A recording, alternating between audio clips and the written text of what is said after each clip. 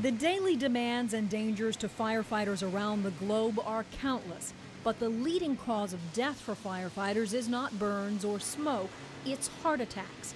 In fact, firefighters are 300% more likely to die on the job from a heart attack than the rest of the population. In Georgia in 2006, so many died from heart attacks on the job in Gwinnett County, it became an epidemic that was broadcast across the local media.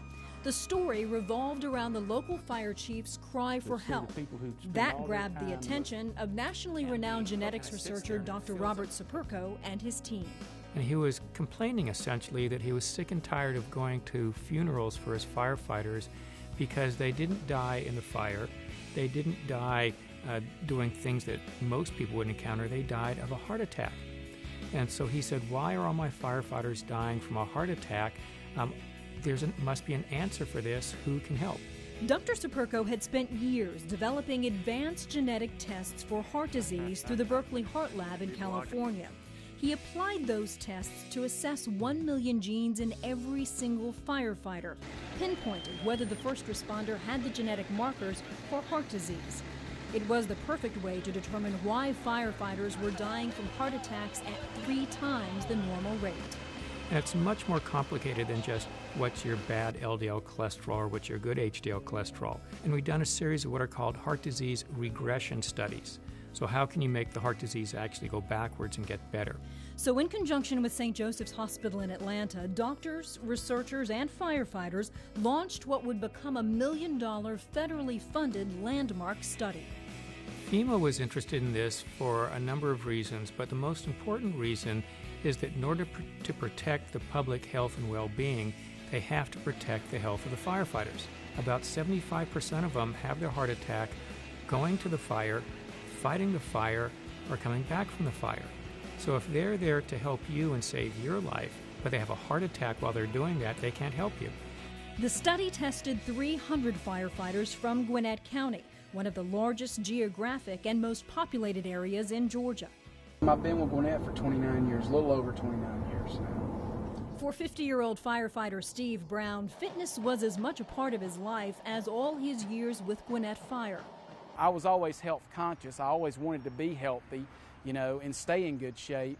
And because his father had his first heart attack at 45, Steve knew he had to be extra diligent about his own health, for himself and for his daughters. Well, the reason I did the study was because, I wanted the information.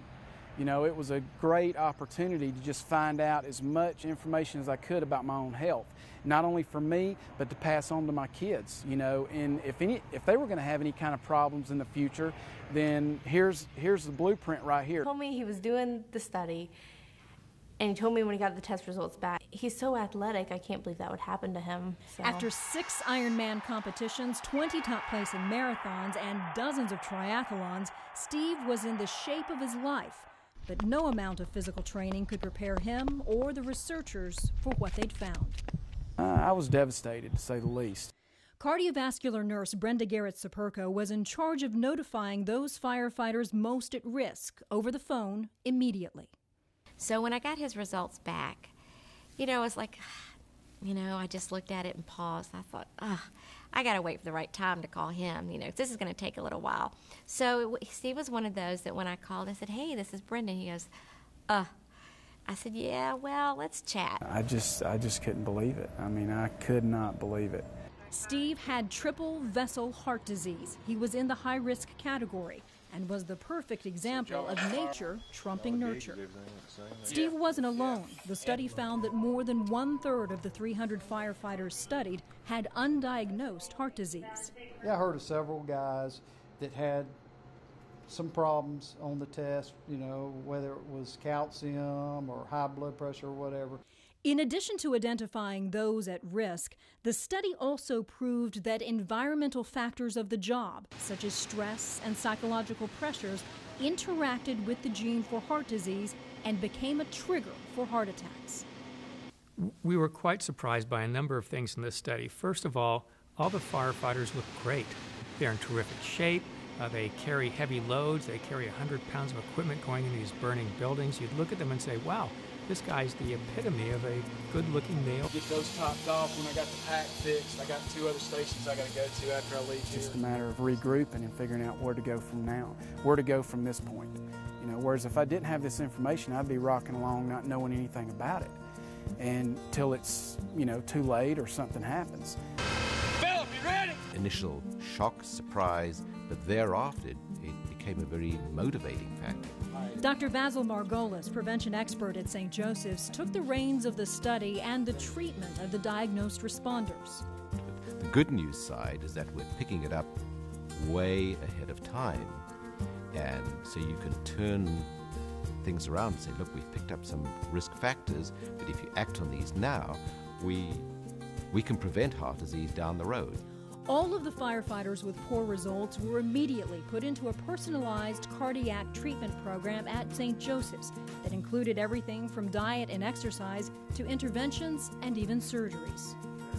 I've changed my eating habits, and I'm being more active and working out again. So. And the firefighters, physicians, and researchers began spreading the word about the findings.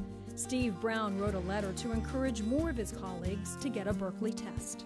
We treat people every day. We tell them to go to the hospital and find out what's going on with their health, so take our own advice.